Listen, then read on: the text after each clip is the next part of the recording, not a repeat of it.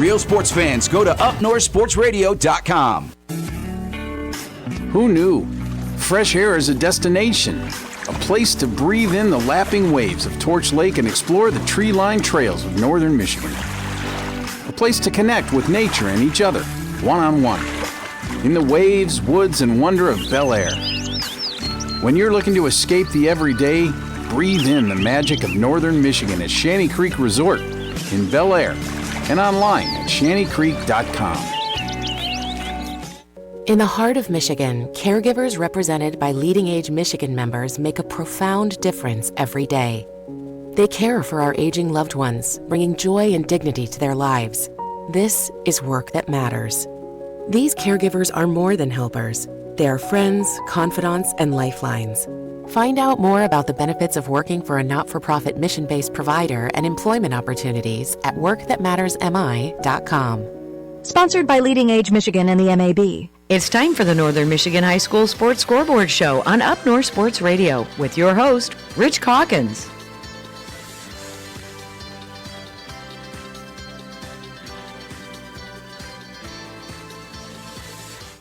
It is time for the Northern Michigan Scoreboard Show, brought to you in part by Jim Wernig Chevrolet in Gaylord, dedicated to providing the best customer service and the best offers. JimWernigChevrolet.com. Rich Calkins and Jerry Coyne in studio with you this morning. And playoff football action week 2. So most of it took place last night. We do have a few games, of course, yet to be played today. But joining us right out of the gates here this morning is the head coach from Traverse City St. Francis, Josh Sellers. And Josh, you guys went back to Kingsley, a place you're very familiar with, of course, a place you guys won 21-20 earlier in the season, but you absolutely ran into a buzzsaw last night. Yeah, no one wearing blue and gold saw that coming for sure. And tip of the cap, huge tip of the cap to Coach Ward. He had his kids ready to go for us last night. Yeah, Coach, I was listening in and just, kind of shocked, to be honest with you, how quickly things can turn. And momentum is real in high school football. And once that train gets rolling down the tracks, it's hard to stop. Yeah, we won the opening or pregame toss coin flip, and we decided to defer and go on defense first. And we forced a punt, which Kingsley doesn't punt the ball very often, so we felt good about that. Right. And then as the first quarter wore on, they got up 16-0 on us. And then we kind of put together a nice little drive, and we were moving the ball in chunks of yards, and we got inside the red zone. And then we put the ball on the ground, and it kind of just went downhill from there.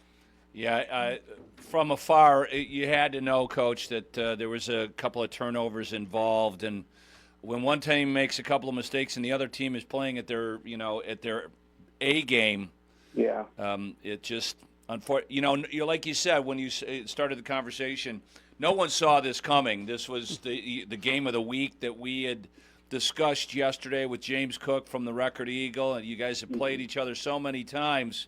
There probably never has been a score that this lopsided in this rivalry. Yeah, no, that's truth right there. That's a fact of the matter. But the message that I gave to the kids as we started to pull into the school last night on the bus, I told the kids, hey, listen, I know this hurts and this stinks, but this tonight can't define us. That game last night, it can't define our season. We played an 8-game schedule. We won the conference championship. 4 of the 8 teams that we played this year are still playing next week for a regional title. Yep. So, again, it's hard in the moment. No 16, 17-year-old young man wants to hear me say that on the bus last night. But it's the truth of the matter. And so it's going to sting, and it's going to stink for the Gladiators and all their supporters. But the truth of the matter is, over the course of the season, if we kind of step back and have that perspective, this group of kids did a great job for us. Coach, I guess this is an opportunity for me to ask a question that I've been wanting to for a long time. Is it better to get mauled and know that you know what I'm saying? Like people, tough losses at the buzzer tend to stink, or stay with you a lot longer. Yeah, no, anyone who follows sports has grappled with that question. Yes. That philosophical question. Sure. And people, of course, people are going to disagree with me because no one ever agrees with everything. But I personally, there was no doubt last night who the better team on the field was. And so, to your question, I would say that me personally, and again, people can disagree with me on this, I would rather, have it be very clear that a team was better than the other team than to have a nail biter at the end. Yeah, Coach, because as a coach, you know that you beat yourself up in those really tight ones. Could have I made this call? Could we have done this or done that? You always replay that game back in your head 1,000 times. Yeah, and that's exactly the point, right? So, clearly, I wish the best of luck to the Kingsley Stags going forward, and I hope they do a great job. A lot of the talk amongst our staff at St. Francis was whoever wins this game in this district final has a really good chance of playing on Friday in Detroit at the day after Thanksgiving. Right. Yeah, Coach, it's for real. Yeah, as they're going to play another familiar foe in Reed City.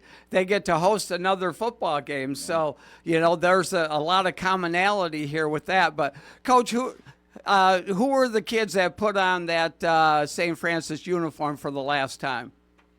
Yeah, so, Braxton, a lot of our seniors are 3-year varsity lettermen that we had to bring up as sophomores, and a couple of the coaches have mentioned this in the post-game talk with the kids. Braxton Lazinski was our go-to, our workhorse on offense and defense. He saved our bacon in the first game by just coming down from the safety spot on that 2-point conversion and really stinging the Kingsley running back to save that game. Our quarterback, Tyler Endress, another 3-year guy, he wanted the ball last night, and he ran tough and he ran hard. Just a great group of seniors. Zach Winowicki on the offensive line. Evan Bellinger is a 2-way guy in the offense and defense. So we're going to miss a lot of those guys. Sam Wildsong, Alex Jetter, just to name a few. I don't want to leave anybody out, but there are others in that senior class that really run us for the last 3 years. But, Coach, you have quite a few kids then coming back to be ready to go for you next year also.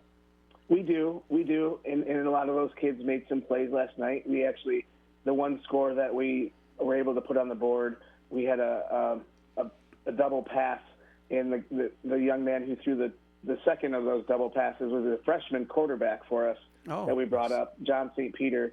Wow. He's just electric. He's dynamic, and another one of many other pieces that we have coming back next year. And, Coach, the kid that caught that touchdown pass has a familiar last name as well. Yeah, Cooper Sellers. Yeah. He's a gamer. He's just a grinder. He is. He gets that from his mom. I'll be honest with you. He gets his competitive spirit from his mom. I never worked that hard or cared that much. He was in tears last night, as were many of our kids. Yeah. But when you have like I spoke to Cooper's mom last night after I got home, you get those underclassmen and you look at them and they're as upset as the seniors who are done with their career. Right.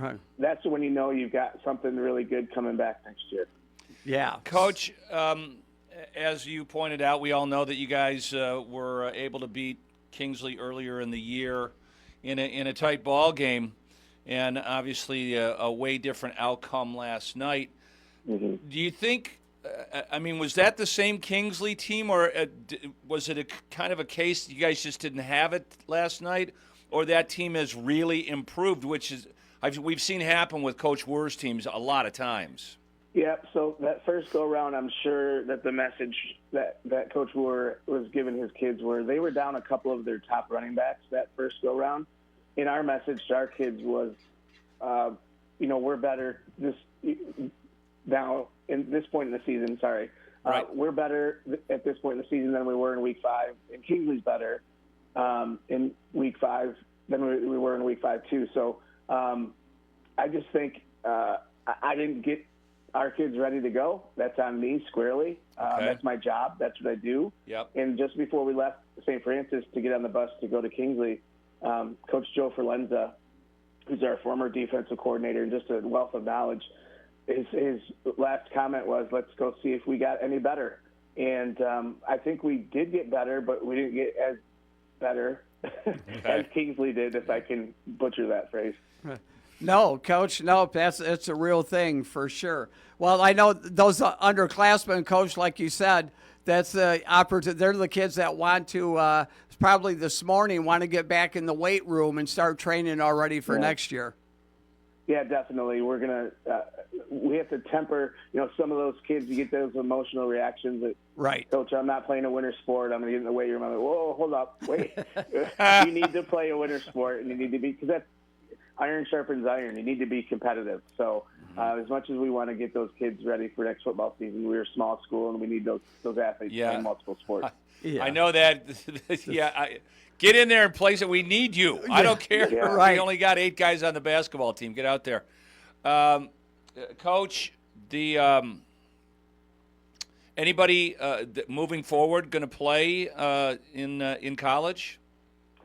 We have a handful of guys who are looking to play probably Division III level. They want to continue their career, and I encourage that, of course, because football is a unique sport where you have a small window to play competitively, and so I think we'll have some guys that'll go. Braxton Lozinski again's looking. We've got Oliver Jaworski's looking to get into a service academy. Not to play necessarily, but to serve his country. Okay. And he's got a brother who's at West Point right now. So, yes, I think we'll have some guys move on to the next level. But I hope that when they go wherever they go, they always bleed blue and gold. Right. Well, I know that if you're getting into a service academy, you need to have at least an athletic background. Yeah. They don't take a lot of, for lack of a better term, nerds. Well, in Oliver, we're down several touchdowns last night, and Oliver's our rallying cry guys. Like, hey, let's go, let's get it, let's win this half, let's go out and play hard. And that's the kind of guy you want to serve your country and defend the homeland. Right. Yeah. Yeah, Coach. And so we really appreciate you joining us each week here, Josh. When we give you a text, you're always quick to answer it and get back with us and partaking in this show the past few years. Looking forward already to chat with you next year. Well, I appreciate you guys so much and what you do, to promote the sport of high school football. And I wish you guys all the best the rest of the season, and I would look forward to talking to you in 2026. All right. All right, Coach. Thank you. Thanks. Josh Sellers from Traverse City, St. Francis. Yeah, I've always wanted to ask that question. It's the first time really I've had the opportunity, Rich. Sure. No, there's no doubt that it's better to get your stomped. Yes, okay. I totally agree. Yeah. You just know, you're like, boom, it's like, hey, there's not a single thing right now that can change what took place. No, I mean, there's not a day that goes by that I don't think about what happened in our state championship final. That's almost 50 years ago. It's haunting. Yeah. Those those OT losses or those last second buckets or whatever. It constantly replays in your head. Yeah, if we'd gotten murdered, I don't know if the case would be the same. I doubt it would be, because at UCLA, we never were really in the game with Louisville. So, I mean, it's tough to lose the last game of the year, no doubt about it. But, everybody does lose the last game of the year except for one team. Yeah. But when you lose at the buzzer or on a bad call or a turnover, that just never goes away. No, for sure. And you know what? One thing Coach Sellers talked about, a couple of kids maybe going and playing Division III. For people, Division III football is truly for the kids that love football because there's no doubt. You're not going into it for the stardom or the NIL or none of that stuff. They're out there because, look, this is just I'm gonna go get beat up for a few more years because I like it. Well, there's a lot of different things involved with it. It's kind of like why you see most of the guys that I've talked to who are in the Michigan Army National Guard, do it for the brotherhood. Okay? Yes. So there's two reasons why people go D3 is because they love ball. Mm-hmm. They need the routine. That is probably the most important thing. You know, like when I got hurt in my basketball career, I thought was over in college, I fell apart because the structure that you're used to keep your body in shape and, you know, to get your class schedule and everything else all works together as one. When one of those legs of the chair comes out, boom. I mean, you ask any athlete, and especially like pro athletes, when their careers are over, you know, uniformly, it's at a pretty young time in your life. Yes. Right? So all of a sudden, you don't know what to do. Right. You know, if somebody's You're without a rudder. Somebody's telling you where to be. Yeah. You know, even in football, in D3 football, even though the season is short, it never stops. Right. You know, you're in the weight room. You've got coaches. You've got that structured lifestyle that helps. And you see, like, in doing, you know, connecting. That's why you see people when they get out of the military. Sometimes they lose their way just a little bit because they're so used to knowing what to do at what time and all of that. Then you have all that free. You're like, wait, what? I don't have to get up at 6 a.m. and do this and do tomorrow. That. Right? Yeah, exactly. Oh yeah, no, it's a weird. It's a real thing. It is a real thing. And D3 is great for a lot of reasons. I mean, you can go to another school and play club ball. Yeah. There's club football, there's club everything. But the only thing you see in D3 in football is kids drop out after like their sophomore. They're just like, well, this is stupid. I'm getting the crap beat out of me for nothing. Yes. You know, then the guys that you see, if you look at a roster of a D3 football team, generally speaking, unless it's a really high-line D3 program, there's very few seniors on the team. Right. And when you have the football banquet, the seniors that are there, that list is short. Right. Exactly. Well, we're honoring 2 seniors this year because they've stuck it out all 4 or 5 years. And those guys, you're like, those guys are going to be successful because they're just they've got something different inside them. They never spit the bit. They just man. I'm going down with the ship. That's right. I love the pain. I love it. All right, when we come back, we'll have Matt Silsbury from the Gaylord Blue Devils as their undefeated season came to an end last night. You're listening to the Northern Michigan Scoreboard Show, brought to you in part by Jim Wernick GMC in Gaylord. Just like Northern Michigan High School athletes, Saab relies on trust, drive, and expertise. Those are the values it takes to have a winning season, and the same values that power Saab's mission, keeping people and society safe. Hi, I'm David Howey, Project Manager for Saab in Northern Michigan. Saab is dedicated to being a responsible neighbor, a reliable employer, a steward of the environment, and a proud supporter of Northern Michigan High School athletics. Saab in Northern Michigan. Stop in to Jim Wernick GMC to check out all the new GMC models, from the smooth and quiet ride of the GMC Sierra to a great selection of SUVs to include the Acadia, Terrain, and Yukon. No matter what your needs and budget, you'll find the right GMC to check all the boxes. All this and an amazing service department, sales team, and finance group makes shopping Jim Wernick GMC in Gaylord the best choice. Visit WernickGMC.com. GMC. We are professional grade.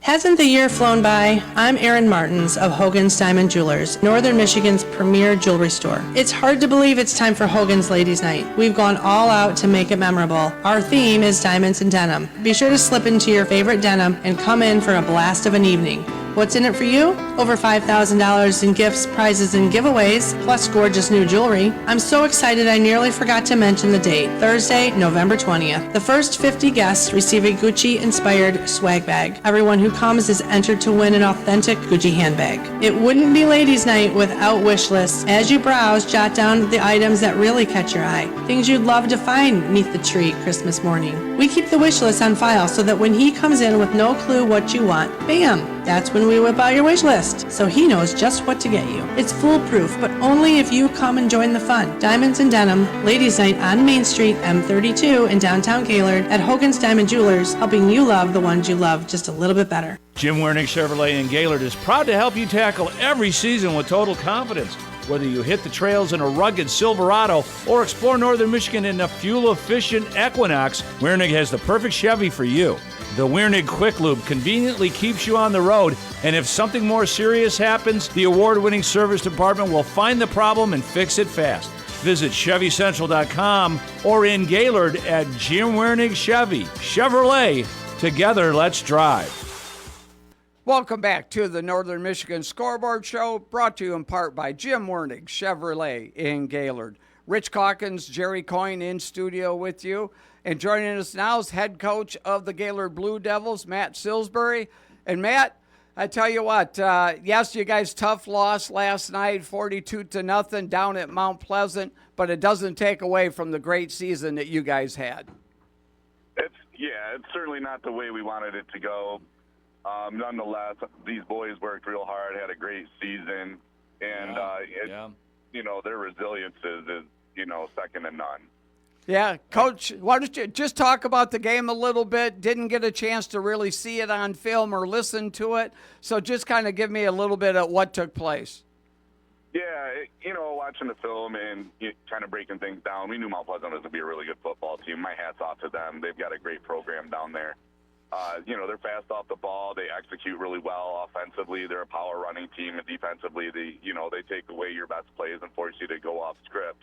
And last night, we had some things that we were trying to get going, and the ball didn't bounce our way a couple times on turnovers, and really trying to shut down their power running game was the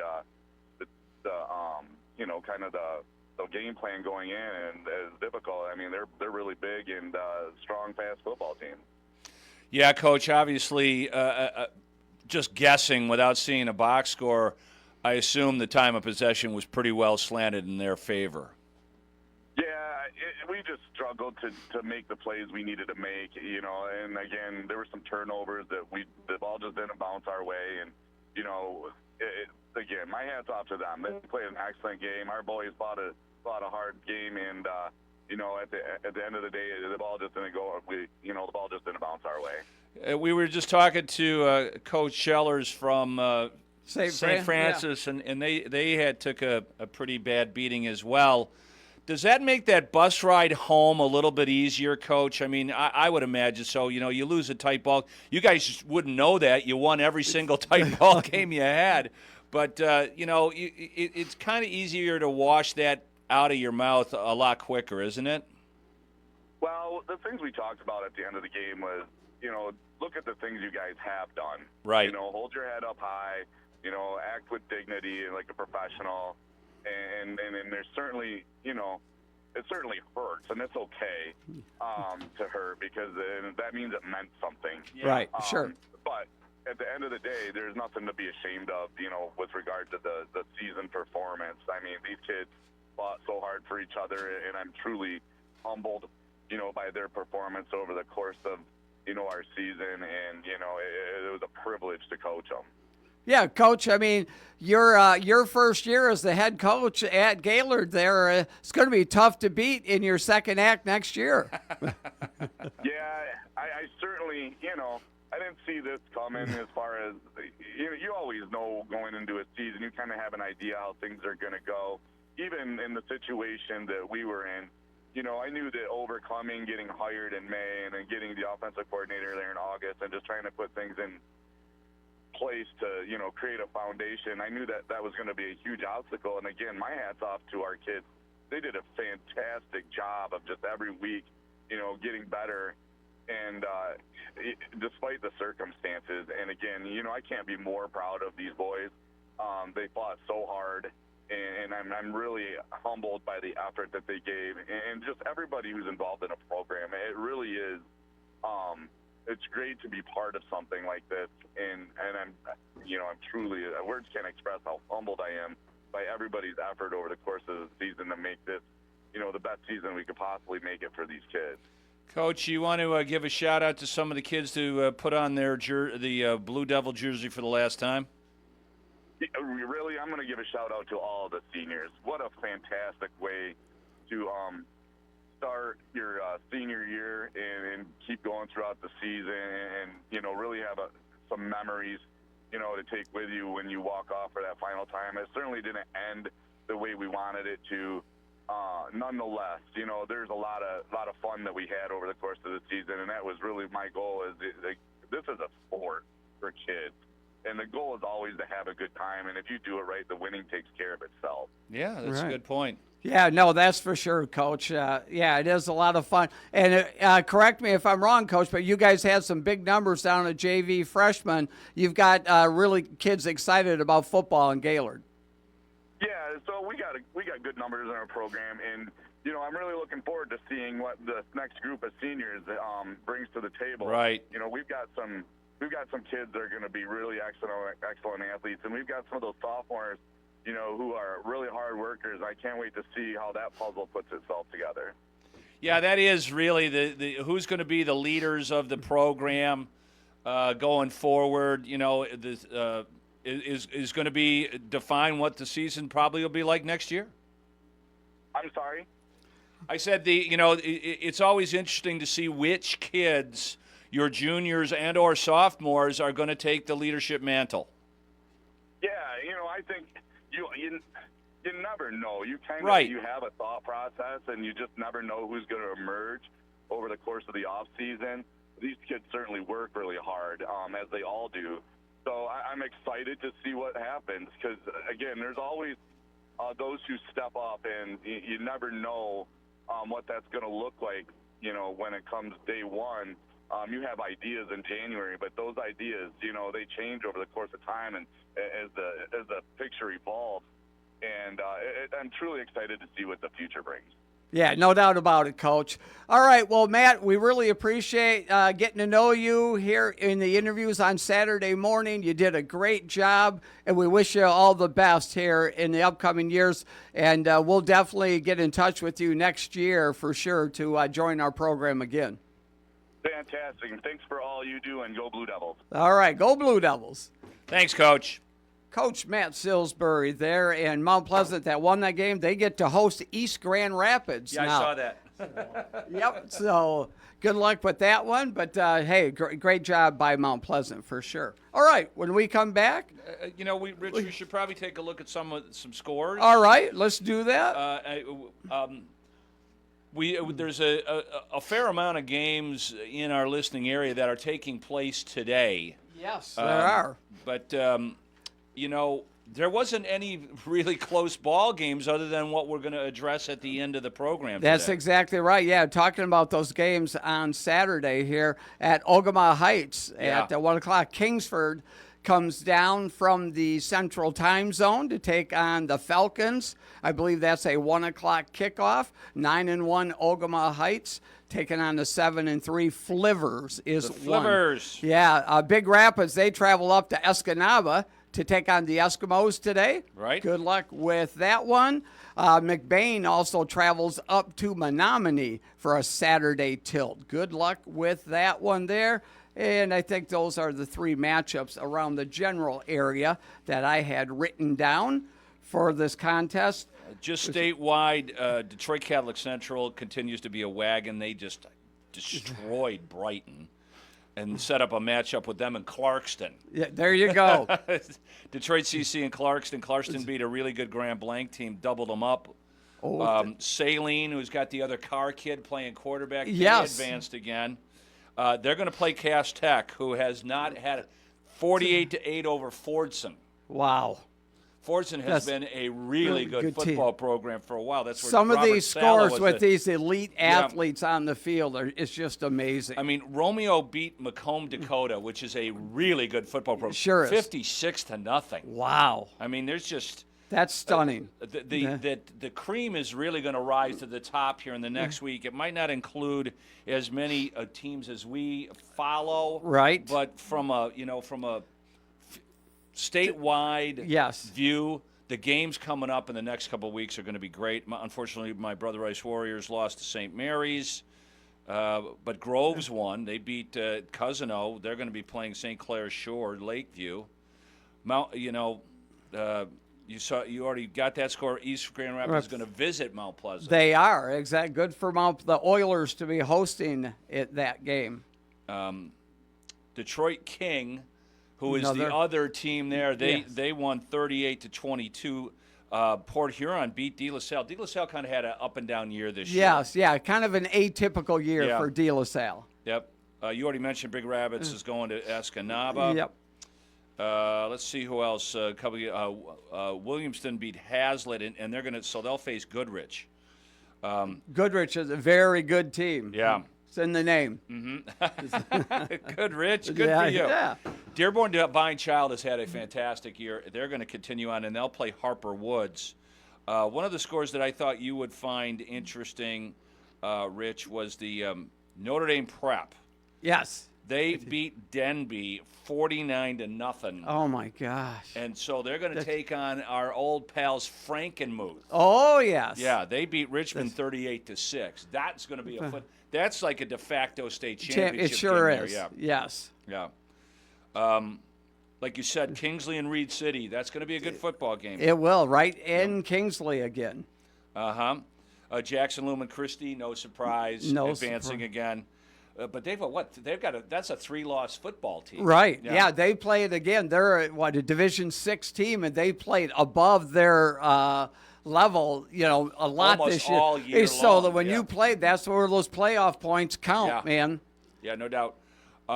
You said McBain is traveling to Menominee. Yeah, Menominee's on a roll right now. Yeah, the winner of that game is going to play Shelby. They beat Harrison. They did, yes. Yep. 30-16. So that'll bring a pretty good Harrison season to Yeah, an it end. is. Yeah, they hosted that game. They had the more playoff points, but yeah, good season for the Hornets. Yeah. Let's see here. Did you? No, we didn't talk about this. Glen Lake rolls along. They beat East Jordan 28-14. They did, yes. East Jordan hung with them for a long time, but then Glen Lake, a couple of late touchdowns to Beale pull City, away. not a problem with. Yes, that's the most any team has scored on Beale City. It is this year. It's almost the season total they had given up.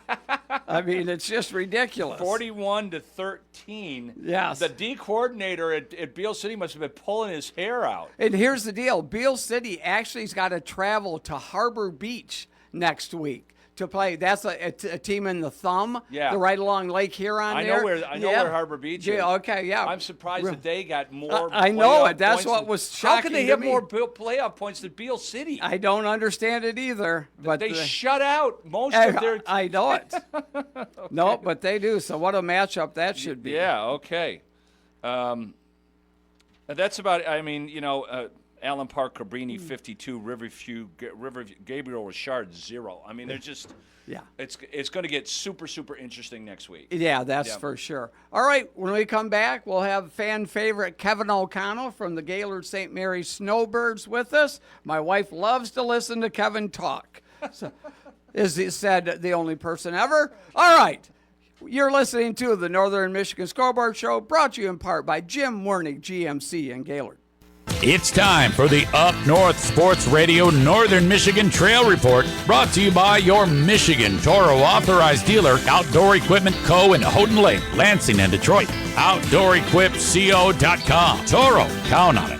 I'm Melissa Sullivan, outdoor enthusiast and your host. This week we're spotlighting the amazing ORV and ATV opportunities in Wexford County, a prime riding destination. Wexford County has 2 designated ORV trails and a section of 1,200-mile Michigan cross-country cycle trail. This huge network is made even better by the Wexford County ORV Ordinance, which legally opens most unpaved county roads to ORV operation. That means more connections, more scenic views, and less time trailered. Just remember to ride single file and keep it under the ORV speed limit of 25 miles an hour, and always yield to other traffic. Another fall reminder, Michigan firearm deer season is fast approaching from November 15th through the 30th. All ORV operation is prohibited on designated ORV trails and routes in the northern Lower Peninsula during specific time frames. It's a temporary closure, so get in your last rides now. But until then, the trails are open and beautiful, but the temps are dropping. So whether you throw on an enclosure or just pile on the layers, dress warm and enjoy the last of the fall ride. And remember, while you're out there, respect your fellow riders, ride right, and don't leave your trash. Leave a good impression. Visit us at Up North Sports Radio to learn more about fall riding in northern Michigan. This has been your Up North Sports Radio Northern Michigan Trail Report, brought to you by your Michigan Toro authorized dealer, Outdoor Equipment Co. in Houghton Lake, Lansing, and Detroit. OutdoorEquipCO.com. Toro, count on it.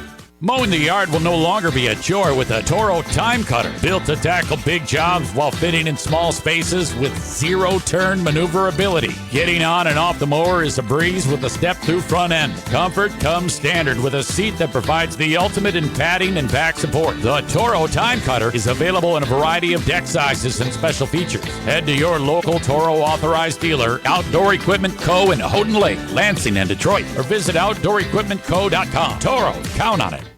Stop in to Jim Warnick GMC to check out all the new GMC models. From the smooth and quiet ride of the GMC Sierra to a great selection of SUVs to include the Acadia, Terrain, and Yukon. No matter what your needs and budget, you'll find the right GMC to check all the boxes. All this and an amazing service department, sales team, and finance group makes shopping Jim Warnick GMC in Gaylord the best choice. Visit WarnickGMC.com. GMC.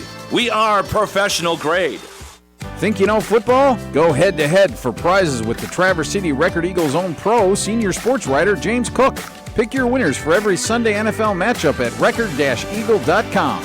If you beat James, you'll be entered to win a weekly prize from our Record Eagle sponsors. Make your picks each week, plus get contest rules and details at record-eagle.com/NFL Pick'em.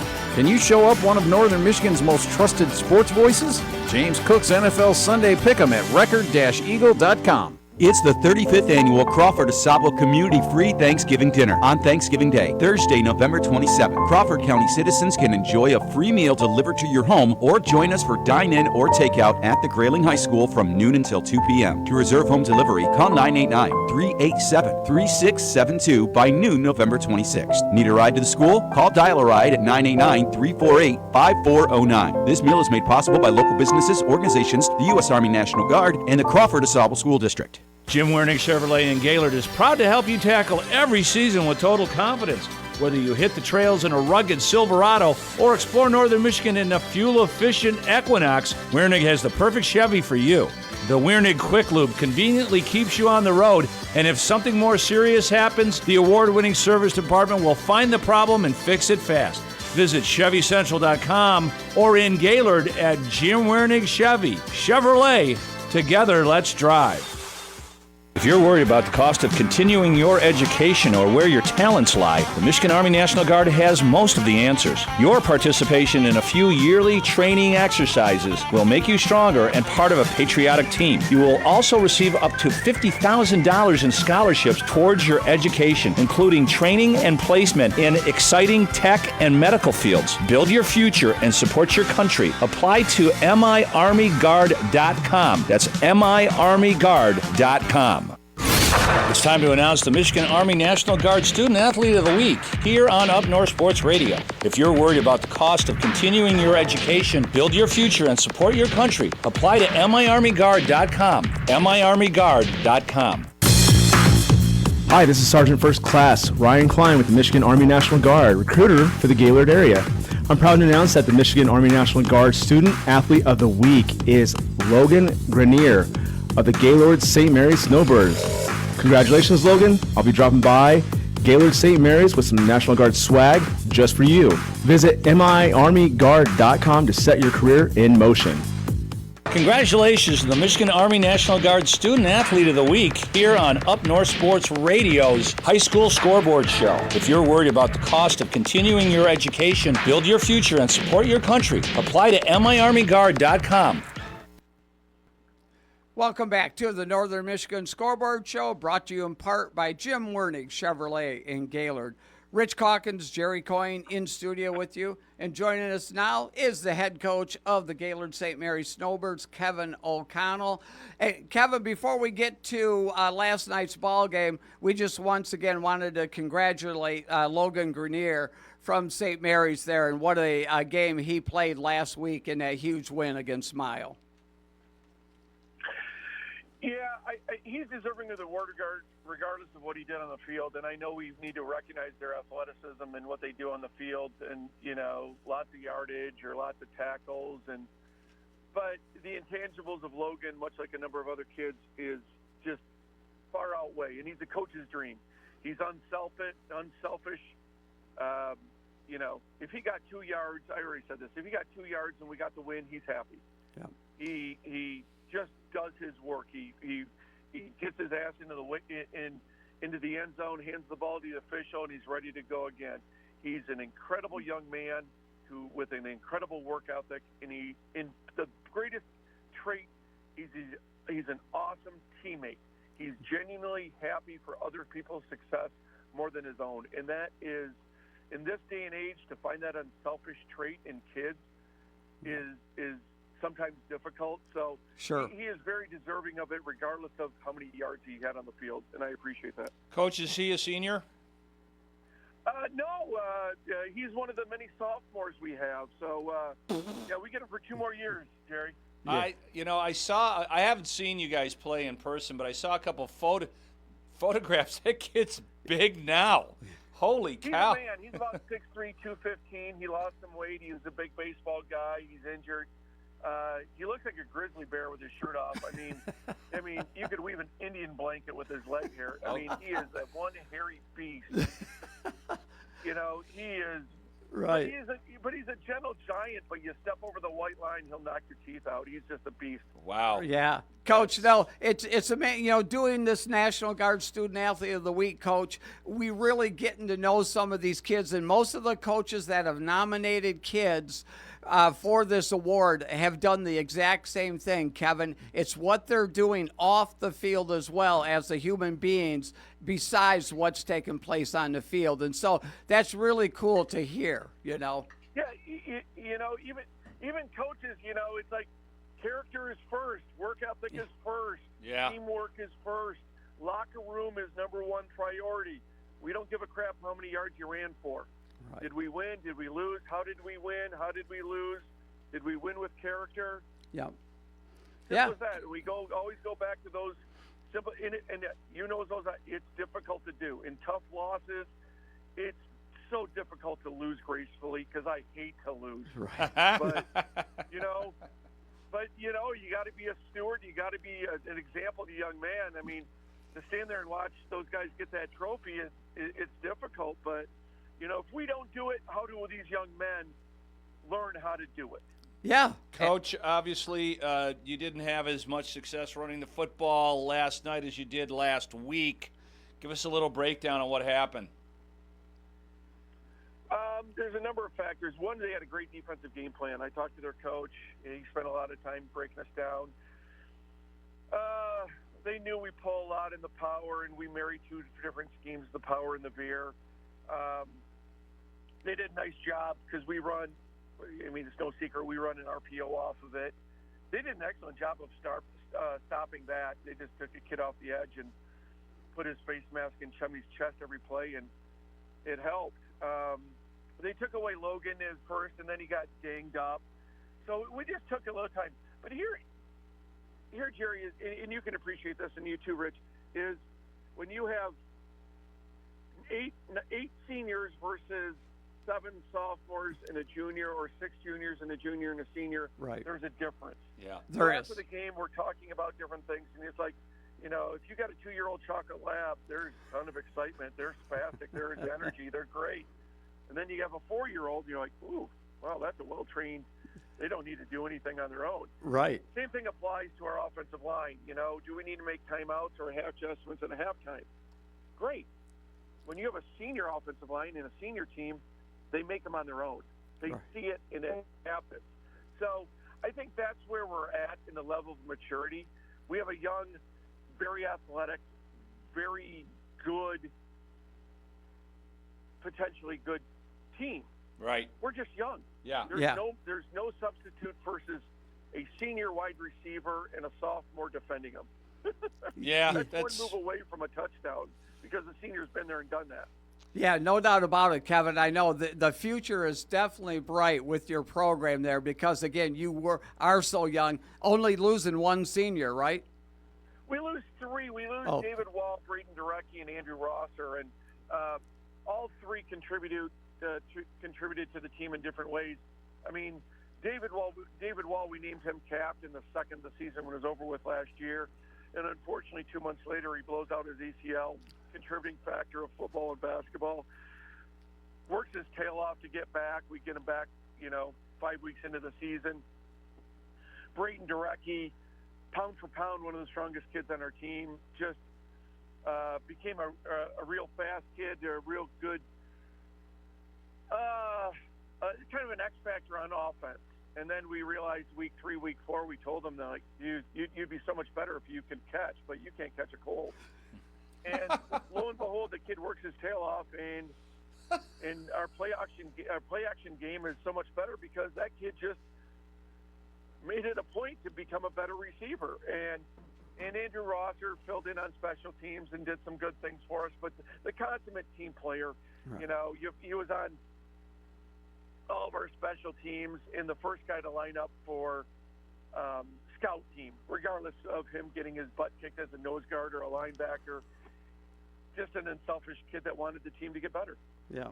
All right, Kev. Well, again, appreciate you joining us, Kev. You're a great contributor to the program, and really looking forward to following St. Mary's football in the years to come. I appreciate you guys too. Yeah, sometimes it's tough to get up in the morning and talk about high school football, but to give these young men and the leaders of the young men, respectively, throughout Northern Michigan, an opportunity to talk and highlight that we're doing good things for kids. We're doing good things through athletics for young men, and I appreciate you guys allowing us to be able to do that. Yeah. Well, it's a lot of fun, Kev. Thanks a lot. It is. We'll see you soon. Sounds good. Thanks, Jerry. All right. Thanks, buddy. Kevin O'Connell from Gaylord St. Mary's. Yeah, he's going to want a paycheck. We got to watch out having him on the show so many times. All right. And he's thinking that even before I said it. Of course. I'm sure I'll get a text from him. Yeah, exactly. Yeah. What's my per diem? Yeah, right. Exactly. When we come back, we're going to have Eric Shiggers from Traverse City Central coming off a huge win against Muskegon. You are listening to the Northern Michigan Scoreboard Show, brought to you in part by Jim Wernick GMC and Gaylord. Jim Wernick Chevrolet in Gaylord is proud to help you tackle every season with total confidence. Whether you hit the trails in a rugged Silverado or explore Northern Michigan in a fuel-efficient Equinox, Wernick has the perfect Chevy for you. The Wernick Quick Lube conveniently keeps you on the road, and if something more serious happens, the award-winning service department will find the problem and fix it fast.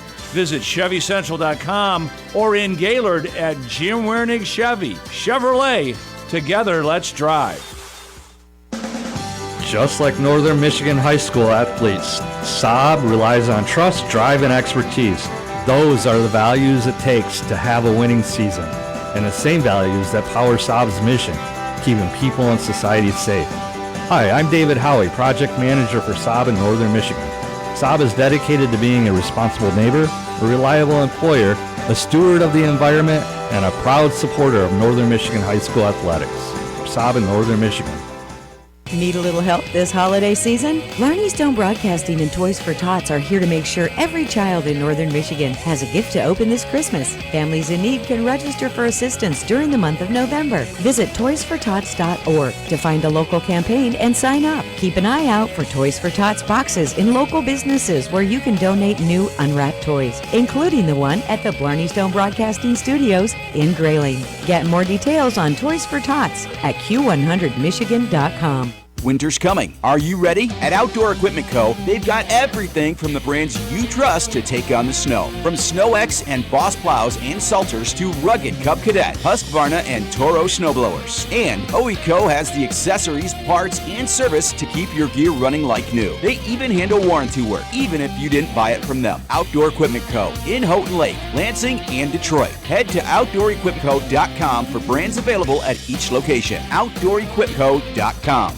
Ace is the place with the helpful hardware, folks. At Ace, your backyard is right in our backyard. So when you need to feed your grass, remove the weeds, or wrangle those leaves, go to the place that delivers on top brands like Eagle, Toro, and Steel.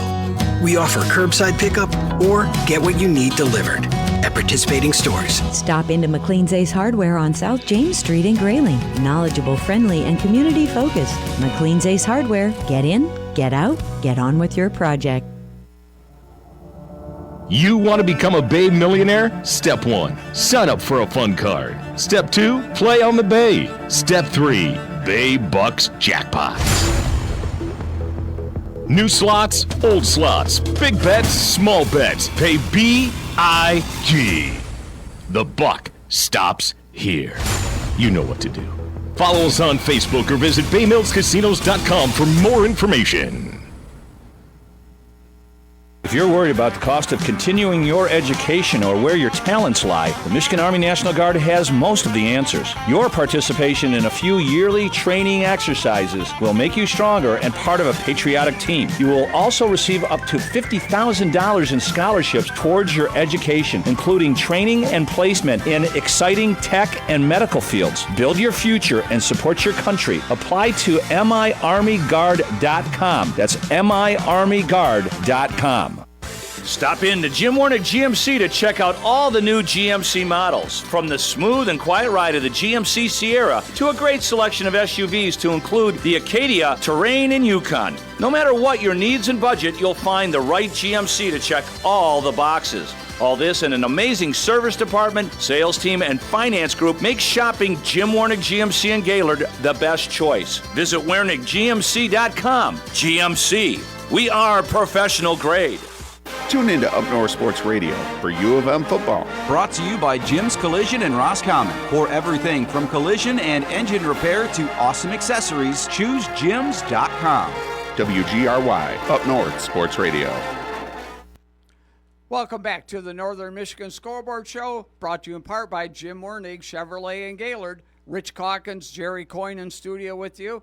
And joining us now, the head coach of the Traverse City Central Trojans, Eric Schiggers. Coach, great job going down to Muskegon and coming away with the huge 16-14 win. Yeah, what a great night for the Trojan faithful, man. It was proud of our players and staff and program. What a big win to go down there and beat Muskegon at Hackley Stadium. Just great and just excited and ecstatic for our kids still this morning. Just proud. Yeah. Coach, talk about the game a little bit, how it went, all of that for a lot of people that maybe didn't follow it. Well, everyone knows around the state, how good of a program Muskegon has. Shane Fairfield's done a great job down there. Historically, they're in the playoffs. They won a state title in 2023. So just a great football program and a good team. And so a lot of people, were overlooking us. I think the only people that believe we could do this were the kids in our locker room and our staff and players and the small group of Trojan faithful that came down to support us. But, you just got to believe. And our kids dug in. They played hard. It was a gritty win, and they were just more physical, wanted it more, and we created opportunities for ourselves, and it showed last night. Yeah, Coach, I'm sure the game plan going in was trying to keep it low scoring and keep in ball control, and it kind of looks like that's the way it played out. Well, it did. We committed to the run, and we just, Muskegon's had a great offense, and they want to run the football and talented guys and quarterback. And, our defense coordinator, Todd Tester, had a great plan, and our kids executed it. We were selling out to the run, and we had 8-9 guys in the box, and, it paid off, and our kids believe. They just, at the end of the day, they were more physical. We went down there, and, we were ready to play, and, frankly, they weren't. And, wow. Our kids felt that. And that fueled them, and, you create opportunities, you force turnovers, and, that lifts the team. And our kids responded, and I just couldn't be more proud. Yeah. Coach, we didn't get a chance to talk to you about the rematch last week. Almost mirror images of the game. I got to give you kudos when we were talking to Coach Wagner. You guys made some pretty serious adjustments to ratchet down Drew Esper and turned out to be the difference in the ball game last week. Yeah, I felt, our defense all year long has been solid, been pretty consistent. And, we showed that the last couple of weeks. And, it's this time of year you got to be playing great defense and, provide yourself an opportunity to hold the opponents down. And, we've been able to do that. It's your new rivalry in Traverse City West by a new of 20-some years. But it's nice to win that one, and then to go down to Muskegon and beat a team in the old rivalry and do that in back-to-back weeks that's just great for our kids and program, man. It's historic for our kids because last time we beat Muskegon was 30 years ago down there. So it's pretty exciting. The rivalry of that Traverse City Muskegon goes way back, and certainly the new rivalry of West Central is the one people in our area talk about. So it was great to get that win in the playoffs last week. Yeah, Coach, I just want to piggyback one last thought on that. You got to be kind of happy that you're not going to see Drew Esper play against you guys again.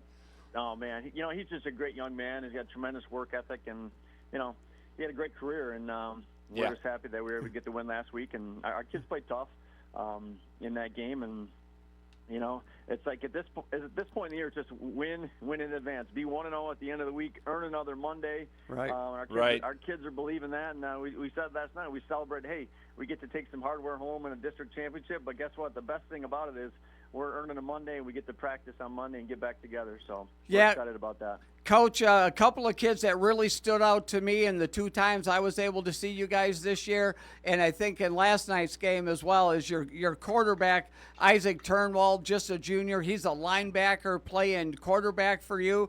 And then also number 55, Burkholder. That kid really played well for you.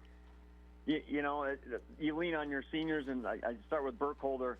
I mean, that kid never comes off the field. He's an offensive tackle, he's starting for us, and then he turns around and flips and plays inside linebacker.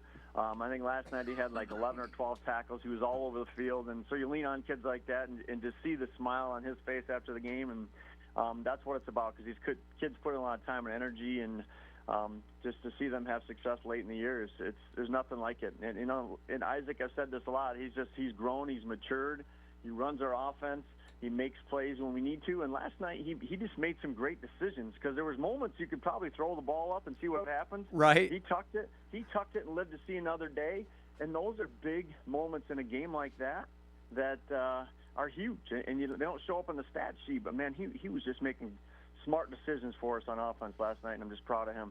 Coach, we can't let you go without asking you about Rutger Feeney. That's our favorite name in football. Hey, Rutger, last night he get over 100 yards rushing, and then he plays free safety again, two-way player. We're going to rely on those kids this time of year. But they love playing a lot of football, and again, one of those seniors that this time of year we're in good hands when those guys are on the field making plays. I mean, Rutger probably made 12 tackles last night, 100 yards rushing on offense. And we committed so much to the box. We had 8 guys to the box to stop the run, and then Rutger's that 9th guy that's down there. He makes smart decision for us, and he made some plays as well. So, just proud of those kids, and that's what this is about, developing young men and seeing their hard work pay off like this. And that's outstanding for our program and our kids and our staff, man. It sure is, Coach. Up next, Portage Central, just checking out who they've played and the scoring differential and stuff, Coach. They can score the ball, and they can stop you from scoring as well. Oh, man, I just, this morning got back to work. You're excited about the win, but that's like next up is Portage Central. So already looking at film on them. They're outstanding team. Coach Enders down there, he's done a great job. And you know what? We played them several years back in the regular season, and so it's one of those teams we know of. We haven't played them in a long time, but they're 11-0 down there. Their defense is shutting teams out left and right, and offensively they're a good football team. They're physical, and they want to run the football. So, and we're going to have our hands full. But this time of year, when you're playing for a regional championship, you expect that. So, after this week, our kids are believing, and we're going to get back to work. Yeah, that's good, Coach. I was telling Rich, I'm a big U of M fan. There's always a kid or two from Portage Central playing on Michigan football, and so you're probably in for the same type of smash mouth football that you had this past week. Yeah, and there's no doubt we are. I mean, they're going to be talented, well coached, and they're going to be a physical team. And so after this week, our kids are riding high. They're believing, and that's good. And we're gonna have another tough test, and we're gonna be road warriors. We went down to Muskegon. Now we just take another 45 minutes onto our trip, and then we'll go down to Portage. And playing in the regional championships, our kids are ecstatic about that. And again, the goal is going to be 1-0 at the end of the week. Yeah, Coach, we hope that we have the opportunity to have you on the show again next week with the same type of message. Hey, guys, I would love for nothing like that. You bet. All right. Appreciate it, and go Trojans. All right, go Trojans. Congratulations again, Eric Sugars from Traverse City Central. Yep. They're going to have their hands full, but like he said, and I have to agree with him, I don't think a lot of people gave him credit to beat Muskegon. So no, exactly. You know, you keep a field possession, ball possession game, and you never know what's going to happen. And it almost sounds like Muskegon took them lightly too, kind of just maybe showing up, thinking that they just their sheer athleticism could show up on the field and beat them. And all of a sudden, this is where strategy, game plans come into play. And coach, they like to bleed the clock. Traverse City, they're so methodical on offense. There's no doubt. You saw that. It's annoying. Oh, it just slows the game right down. But Coach Shiggers knows what he's doing. They didn't start doing that in football here in high school, and until Joe started playing, I started watching St. Mary's, and and not that St. Mary's did it. All those teams sometimes takes the opportunity to see, what kind of alignment you're in before you throw in the play. But it's really difficult to watch when you do it every single play. Because you think the ball's going to get snapped with 15 seconds on the play clock. Nope, they're looking to the sideline, and we're going to audible. They do not snap the ball until 3 seconds are left on the clock. Exactly. No matter unless we haven't seen them in a hurry-up situation. I'm sure they might have that. Right. Because there's sometimes you don't have opportunities to you got to get a score in there. Right. So, good luck to them. Yeah, no doubt. Yeah, pretty incredible season for sure. What has come about with Traverse City Central? Yep. Well, I know you'll be back in front of the NEMSCA or whatever the hell they call it. Oh yeah. NHRA. NFHS there. Yeah, those guys. Yeah, I had the computer on, had the radio on last night. It was in stereo, but different games coming at me. So. Well, we appreciate your game planning for this show. Thank you. Yep, I enjoy it. So, and you can join us right back here next week at 10 o'clock. What do we have coming up later? We don't have anything. Wow, that's a shocker. There is no live sports on 101.1 WGRY today. The Wings lost to the Rangers last night, 4-1. The Pistons won again. Go Pistons. So they are now 8-2. I love it. Yeah. Cade Cunningham, another 30-plus point performance. So they're both off today, and then, of course, U of M isn't playing as well. They have a bye, so you can listen to nothing but sports commentary. The Wing we'll have both teams on Sunday. Okay. The Wings play at 1. The Pistons play at 7:30. And then, of course, the Lions will be at 4:30 on 100.3 in a must-win. They can't lose to the Commanders. They cannot. No, they have to win that ball game for sure. All right, so thanks for joining us here on the Northern Michigan Scoreboard Show, brought to you by Jim Wernig Chevrolet and GMC in Gaylord. Let's go back to Infinity Sports. We'll see you right back here at 10 a.m. Next Saturday morning. This has been the Northern Michigan High School Sports Scoreboard Show, brought to you in part by Jim Wernig GMC in Gaylord, dedicated to the best customer service and the best offers. Join us next Saturday at 10 with host Rich Calkins. Nobody loves high school sports like Up North Sports Radio. Matchup, the Colts, as you'd expect, are favored, but this is a Falcons team playing for their postseason live. 6.5-point underdogs, totals 48.5. You can get them at plus 240 on the money line. Can they get Indy to turn the ball over? 6 turnovers last week. Man, this Falcons team. I would love to sit here and tell you, as long as it doesn't get to 7, Grant, I'm all over the Colts, because I think it's a great opportunity for a bounce back for them, as I said earlier. Lean on your playmakers. Lean on Jonathan Taylor. Lean on Tyler Warren. And I think that's what they'll do. At least if I'm a Colts fan, that's what I hope they'll do, and it works out. And you don't have to win pretty. Just do what you've done. You don't even have to light up the scoreboard as you've been doing for the bulk of this season before the Steelers game. Just play a nice, healthy, conservative game. And I don't mean 3 yards in a cloud of dust, but like I said, lean on those playmakers, Tyler Warren, Jonathan Taylor. But this Atlanta team is also due to jump up and bite all of us on the rear end who decide to lay the 6.5. And I would not be the least bit shocked if they did just that. This one is a no bet for me.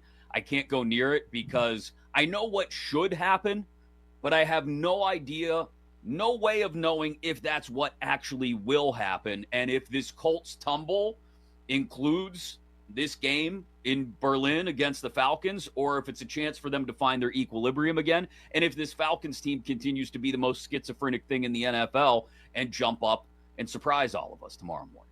Well, I would add, too, that if you look at the betting trends of the year, betting on these games overseas that are played early in the morning is almost akin to betting on Thursday Night Football. I mean, there are just odd, quirky, weird things between heavy underdogs and favorites. And so this is also a stay-away spot for me. One thing I like about this matchup, the Colts are still number 1 in offense this year. Yards per play, 6.3. They're the number 6 rushing team. They're the number 5 passing team. Their running back, Jonathan Taylor, is leading the NFL in yards and touchdowns at the running back position. Interestingly, though, Atlanta's got a really good defense, quietly. They're number 7 in yards per play. They're number 7 against the pass this year. They're top 4 in picking off passes. They're top 5 at sacking the quarterback. They invested 2 early draft picks after they couldn't get to the QB for basically 5 straight years. This is such a Falcons thing, though. Last year, their offense, before Cousins' injury and the benching and the 4 poor games and all that later in the year, they were humming. Remember, he had a 500-yard game against the Bucs at one point. They couldn't play any defense. Now they've got this great defense, and their offense stinks. And their quarterback, Zach Robinson, can't figure anything out, and they're in pistol, and they got no play action. The whole league is predicated on getting under center and moving the pocket and bootlegging and setting up second-level, middle-of-the-field throws and moving linebackers. And the Falcons do none of it. I just don't understand. They spread you out. They get in pistol. They've got the best back in the league in Bijan Robinson. And they got no play action opportunities and shots out of that. So it's just an unimpressive, listless offense. I actually think they're hindering Michael Penix, so I liked a lot coming out, but he's been as unimpressive as the offense has been. But Falcons 3-5, Colts 7-2, kicking off now in about 22 and a half hours. All right, 1 o'clock window, Saints and Panthers. New Orleans is 1-8. Carolina's 5-4. The Panthers are 5.5-point home favorites. The total in this game is really low. 38.5, could be an ugly watch. Feels like this is a Carolina, Rico Dowdle, just death by paper cut kind of game where he goes for 125 and as a 17-13 win or something like that. Tyler Shuck, start number 2 for New Orleans. Yeah, this feels like Carolina or nothing. It's an odd number, 5.5. You would think it would stretch out a little farther and get you to at least 6, but Carolina's schedule, the way it stacks up down the stretch, they've got to, if they want to continue to quietly be on the edge of the radar screen for possible NFC playoff teams, they've got to win this one. You cannot stumble at home to a terrible New Orleans Saints team because they've got, at least on paper, a lot of L's down the stretch coming. They've got a trip out west to San Francisco. They've got Tampa coming in 4 weeks. They've got Seattle, and then the second Tampa game the week after that. So if Carolina's going to stay in that conversation, Grant, where you look up and, used to be the old agate page in the newspaper you'd open up on Monday mornings. Now you just scroll inside your app and take a look at the standings and you go, wait, Carolina's got 5. Carolina's got a winning record. If they want to continue to be that team, you have to take care of business at home against New Orleans. And so I would suspect they win and cover, but probably another one I won't touch because it feels like they're always on the precipice of a Bryce Young meltdown. Credit to him. He's gotten it together this year. Dave Canales has put some things in place to steady the ship, but I always wait for the other shoe to drop with Carolina. Yeah, they feel under-talented, and it does feel like Canales is doing a pretty good job, but they need more out of their passing game. It's a top 10 rushing offense in the league. Their defense is actually, I think, pretty good as well, but this is the week they got to try to find some explosives in the passing game. The Saints ranked 26th against the pass. They're outside of the top 20 at picking you off. They're barely in the top 20 at getting sacks. If Bryce Young's going to have a game at some point where he can kind of get them back on track, it's got to be here. They're the number 30 passing offense in the NFL, despite rushing for almost 4.7 yards per play. I mean, there's not really a good excuse for that. When you can run that well, you got to be able to do more in the passing game. One of my favorite matchups where you don't have two really good teams playing is actually the Giants and the Bears from Soldier Field at 1 o'clock on Sunday, 12 local. The 2-7 Giants with Jackson Dart, more frisky, more entertaining, certainly on offense than they were when they started the year 0-3. They've lost 3 straight to Denver, Philly, and San Fran, but they were right in 2 of those games late, and they're not as fun to play right now. Meanwhile, the Bears, Ben Johnson's got this offense humming. They can move the football. They scored 47 in a possible game of the year last week. Caleb Williams has made strides in year 2. Roma Dunze was catchless somehow when they scored almost 50, but he's one of the top touchdown getters in the National Football League. You saw multiple backs have a lot of success the last few weeks. Manungai last week was sweat out, was fantastic, went for well over 100 yards. But what I'm interested in with Chicago is what a broken, terrible defense this has become. They got shredded by a backup quarterback as the Ravens went for 30 2 weeks ago. Then they gave up 42 and almost 500 yards to Joe Flacco last week. And I saw a stat, Chris, that they missed 15 tackles. So this looks like a playoff caliber offense. Can they play enough defense to get there, though? The 5-3 Bears in this game are 4.5-point home favorites. Totals 47. Yeah, I don't like the 4.5, Grant, because I think this is a final possession kind of game. I do have my questions. This Giants offense, like you said, as fun as it is to watch with Jackson Dart doing everything he can to try and make things happen, I think the Cam Scatterbo injury continues to ripple effects all over this offense. And it's hard for them to lean on any semblance of balance on offense. The Bears are a classic example of a team that's going to beat bad teams, lose to good teams, and I think we get the same this weekend, especially at home against the Giants. I just don't trust the Bears to win this by more than a field goal. Not saying they can't, but I don't trust them to. So I wouldn't touch the spread on this. But I do suspect the Bears take care of the Giants. It just might not be pretty. Ravens-Vikings is intriguing. AFC, NFC here, 1 o'clock kick in Minneapolis. Last week, the Vikings saved their season, got to 4-4. J.J. McCarthy came out of the chute hot with a couple of touchdown passes on 2 drives, and then the valve was turned off by the Lions defense, but he made a couple of plays at the end. Unimpressive numbers, but they got a huge win and played a terrific defensive game. They had 12 third down stops against that Lions offense. They harassed Jared Goff all game long. They're 4-point dogs at home, though. The Ravens are 3-5. Baltimore back on track. They started 1-5. They went into the bye. They beat the Bears and the Dolphins since, and everybody seems to think they're going to win the AFC North, despite the fact that they're one hiccup away from being in real trouble.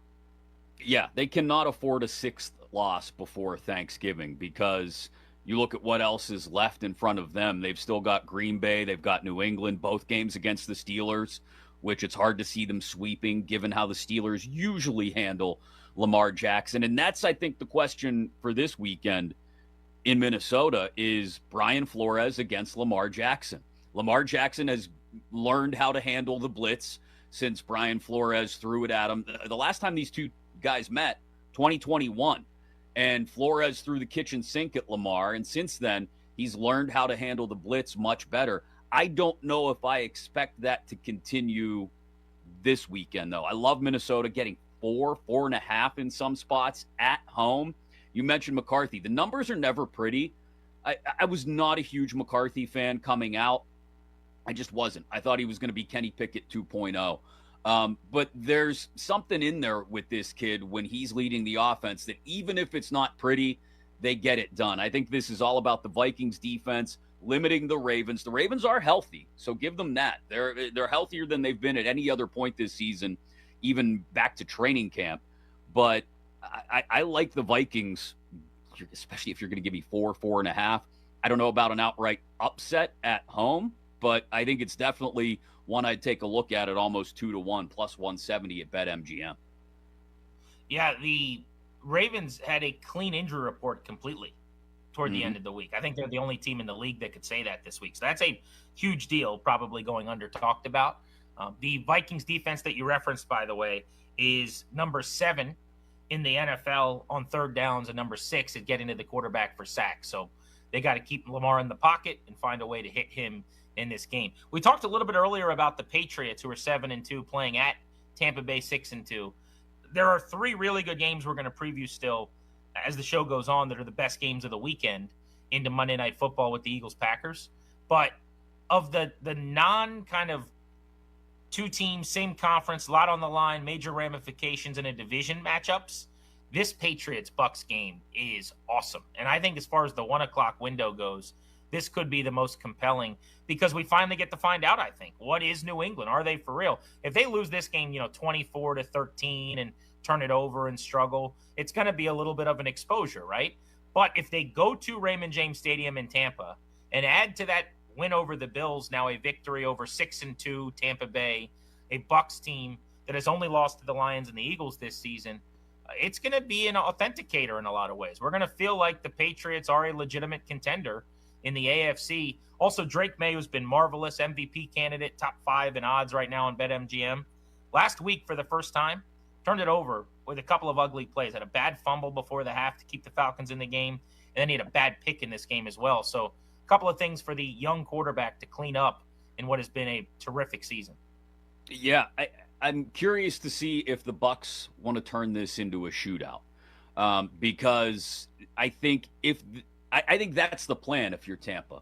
Let Baker try to outduel Drake May. The Patriots have only scored 30 or more this year against the Browns, the Titans, and granted, a Panthers defense that is probably better than some people realize, and the Dolphins.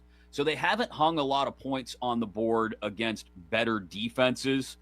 And I'll be curious if Tampa can create pressure on Drake May, if they can handle the receiving core that has exceeded expectations in New England. I'll give them credit for that, Keyshawn Boutte especially. If it's turned into a shootout, I like Tampa. If this stays a tight back and forth,